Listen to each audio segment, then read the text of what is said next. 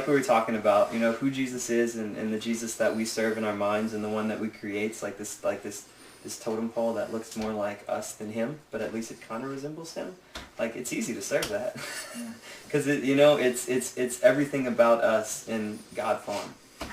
And so that's why it's just that's why, like, in the movie I was getting way frustrated at the end. And I'm not a street preacher by any means. I don't go out and yell, but I was just like, what else do you do? Like, really, what do I do? Do I take these people that are just like wet and dying and throw them on, like in front of your pathway so that you can stop and say, oh gosh, I should probably help this person, like, and there's no, what do you do? Like, really? And so, like, it was kind of one of those things where, like, when I threw out the, like, prodigal, or when I was like, hey, or you can just walk away, because Jesus talked about that. Like, I didn't know what else to do anymore. I was just getting so depressed by these people passing and passing.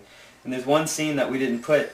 Terry starts crying, and he's like, I thought they were going to listen to me. I thought these guys were Christians. Like, I came here to tell them my story, that I'm not an alcoholic, and I thought they were going to listen.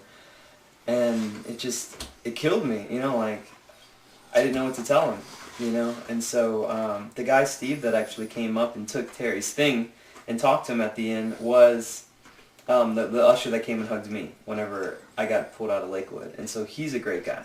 I don't know about the rest of the church, but that guy is solid. And it's funny that, like, in the end of the movie, the one thing that gives me hope, which is why I'm excited to be in this room, is that the one person that stood out of everybody was the girl Terry, the little, 16-year-old girl that came up, because she started praying for homeless Terry and, like, hugged him and was so excited to meet him.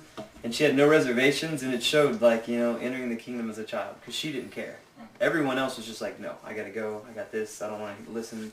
Those people put their, like, the reason why they're out there is because they're in sin. Whatever excuse they made up, she had none, and so she just came and loved Terry, and they were just, like, she was so awesome, man, and, like, she gave me hope, because there's not much I can do to convince the world that the rest of the world is dying, especially these Christians or whatever, but, at least the kids are getting it, and so, it was a frustrating thing, like, and that's not the last of our travels. Like, a lot of other things happened, but, like, from that day and the day we stopped filming in Birmingham, Alabama, and most of it was just frustrating, and it just, it leaves you not, happy about the state of the church, but just kind of confused, and, I guess my conclusion is that I can't wait around for everyone else to change. I just have to do it myself, and not like a prideful way.